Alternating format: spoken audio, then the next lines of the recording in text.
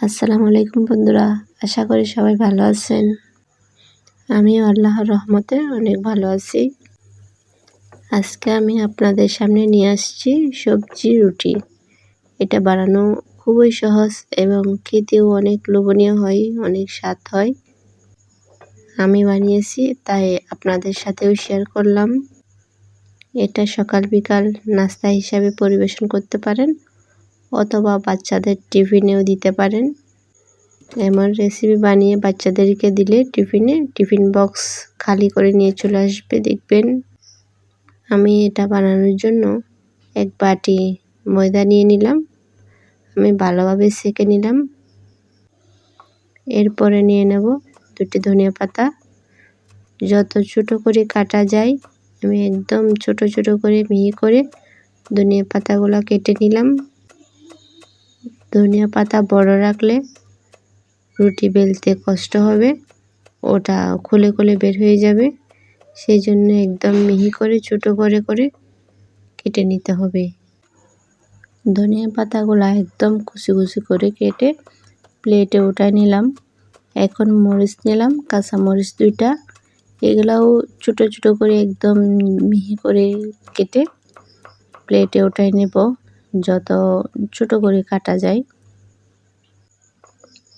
যারা আমার ভিডিওটা দেখতে দেখতে এতখানি চলে আসছেন, একটা লাইক দিয়ে ফুল ভিডিওটা দেখতে থাকুন আর সাথে সাবস্ক্রাইব করতে ভুলবেন না।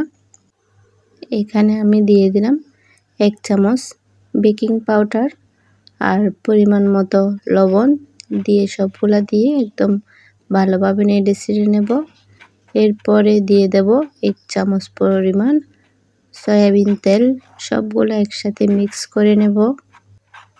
ভালোভাবে মিক্স করা হয়ে গেলে আমি এখন হাতের সাহায্যে আর একটু ভালোভাবে মিক্স করে একটু একটু পানি দিয়ে একটু সফট একটা ডো তৈরি করব।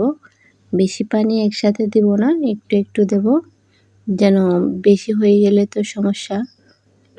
তাই একটু করে দিয়ে আমি ভালোভাবে ওটা মতে নেব। যে কোনো নাস্তা বানানোর সময় ডোটাই হচ্ছে আসল। ডোটা যদি ঠিক থাকে যে কোনো নাস্তা সফট হয় এবং বেলতেও সহজ হয়, ভালো হয়। এখন আমি ফ্রিতে নিয়ে আর একটু ভালোভাবে মতে নিয়ে এরপর আমি 2টা লেচি করে নিলাম। এখন একটা একটা করে বেলে নেব। আমি আবারও বলে দিচ্ছি, যত করে মতে নেবেন তত সফট হবে, ডোটা পারফেক্ট হবে এবং ফুলবেও ভালো। আর এখন আমি একটা ডো নিলাম, নিয়ে আমি ভালো করে একটা গোল শেপ দেব রুটির। বেশি পাতলা করব না, পাতলা করলে এটা ভালো লাগবে না। আমি একটু মোটা টাইপের করে রাখবো যেন গোলটা হয়। বেশি বড় করব না, মিডিয়াম সাইজের করে রাখবো। এখন আমি একটা চুলায় ফ্রাই প্যান বসাই দিলাম। এখানে আমি কোনো তেল দিই নাই, একদম খালি ফ্রাই প্যান বসাই দিলাম। দিয়ে একটু যখন শক্ত টাইপের হয়ে আসছে তারপর দিয়ে দেব আমি নিচ থেকে একটু করে সয়াবিন তেল, যেন নিচ থেকে মুসমুসে হয়, ফুলতে সাহায্য করে, তাড়াতাড়ি ফুলে যাবে। দেখেন আমি তেল দেওয়ার সাথে সাথে অনেক সুন্দরভাবে ফুলে গেছে। এখন আমি এটা উলট পালট করে দেব। ওই পাশ কীরকম হয়েছে দেখব। যদি শক্ত টাইপের হয় তারপর আমি উল্টাই দেব। উল্টাই দিয়ে ও পাশও আমি একটু সেঁকে নেব। এ পাশ ও পাশ ভালোভাবে আমি সেঁকে নিয়ে আমি ওটা পরিবেশন করে নেব। এক এক করে আমি আরও একটা ভেজে নেব। আপনাদেরকে আমি একটাই দেখিয়েছি, আরেকটা দেখাই নাই। আরেকটাও সেম অনেক সুন্দরভাবে ফুলেছে, অনেক সফট হয়েছে। দেখুন অনেক লোভনীয় হয়েছে। সবার সুস্থতা কামনা করে আল্লাহ হাফেজ।